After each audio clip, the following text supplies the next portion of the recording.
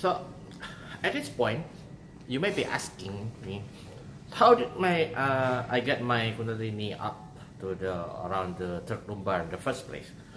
Okay, honestly, I did not know when my Kundalini first awakens. But if I have to guess, I'm guessing that would be the time when I practice the circulation energy, because the it increases my capacity a little bit, and it's the same type of energy that is produced by Kundalini. So Kundalini is the power of will, and creating an energy circulation is also the way to increase the output of the Kundalini. That's the starting, and how it gets up to the third lumbar. I do the practice like this, which I learned from a Chinese book. So they were not referring it as Kundalini; they are referring it to it as a slow fire. But their system is a little bit difficult, so I try to simplify it, and it does work. So if you are interested in how to awaken your own Kundalini without having to have a master help you, I write an ebook. The title is Awakening Kundalini Without a Master. So that's the title, and you can find it in the Google Play, the book sections, or if you have Kindle, you can also access it from Amazon. Okay, and then so I was testing it to do therapy on some people, while also doing research on the internet, reading the older books, and I found an interesting passage. I could not find it anymore. I tried later on to refine it so that I can know the name of the book, but I can't find it anymore for some reason. So the passage it reads like this. Says a yoga student asks his yogi. Okay, so as a master,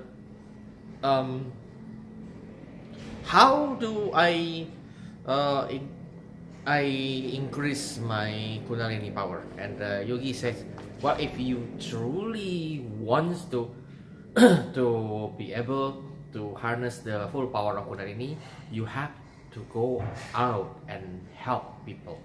That's the exact translation of the words. So I was thinking like this: help people, huh? What does it mean? I mean, if you help people and then your Kundalini increase, shouldn't the the volunteers, the ones that help people a lot, they have very high Kundalini? But I don't see that happening. That's must mean something else. So thinking, okay, doing therapy, help people, doing therapy. So this must mean that you help people using your Kundalini. So you do therapy on people. So I've been noticing that ever since I test doing therapy on people, I feel my energy increase a little bit, but it really feels like that. So it increases a little bit, right? So then I try to do more therapy on more people, and I do feel the increase. So after about a week or so, it's already increased to like that. So going on to the next lumbar, and that's fast, because previously when I was just practicing like this, it takes 2 weeks only to go like that, like about 2 or 3 millimeters. So that's really slow. And then I also found out that as the Kundalini position gets higher, I have more energy to be able to use my clairvoyance. So I can see more, I can see longer. Well, it also gets my head hot faster, but that's another thing. But basically, so I concluded that because clairvoyance is using energy, you will yourself to see energy. So this is using willpower. So this requires Kundalini power. So the higher your Kundalini, the more energy you will have to be able to use for clairvoyance. So for that reason, when I was my capacity is not really that big. I mean, it's just small. I can only detect people whose Kundalini is not far above me. So I couldn't see who has Kundalini or the height up here. No, I couldn't. Okay.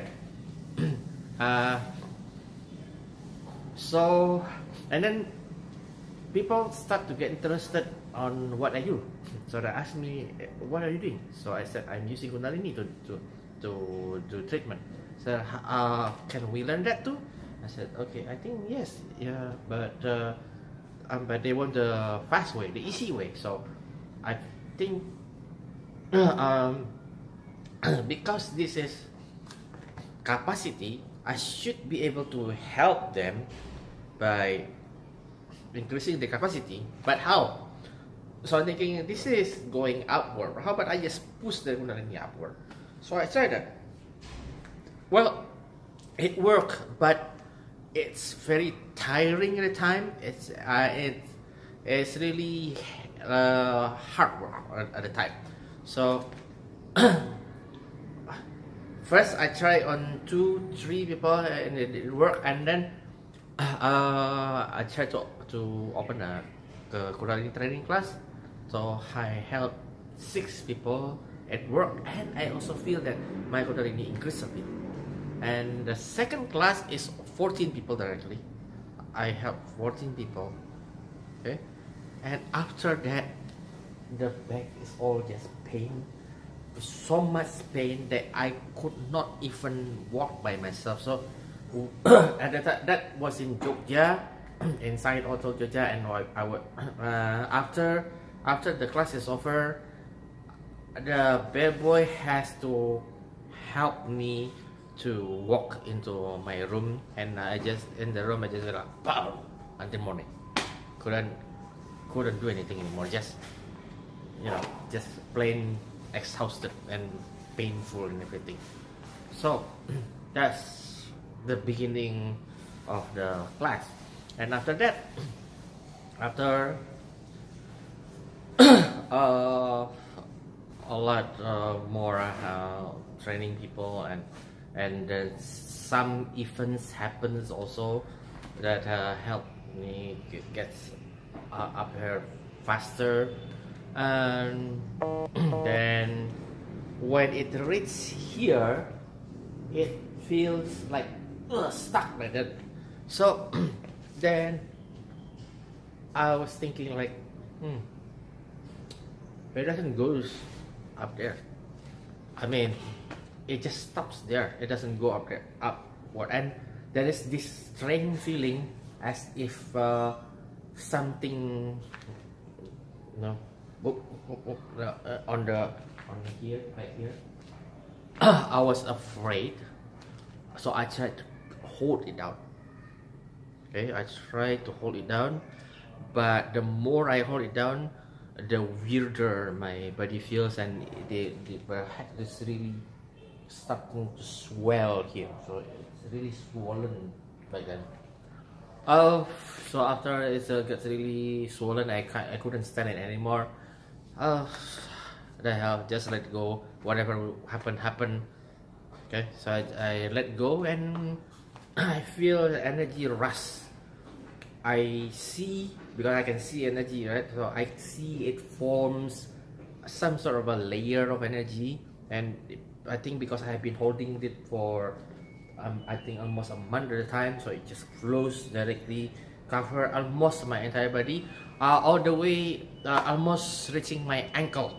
So That's the formation of the first layer of energy after Kundalini reaches the base of the brain, which, by the way, if you ever read Sahasrara is translated as the crown chakra, but not the here. Sahasrara is actually here. Sahasrara is the base of the brain. Okay, that's the seat of 1,000 motors there, not here. Okay, so okay, the next story is from the layer 1 onward. I'll tell in the next video.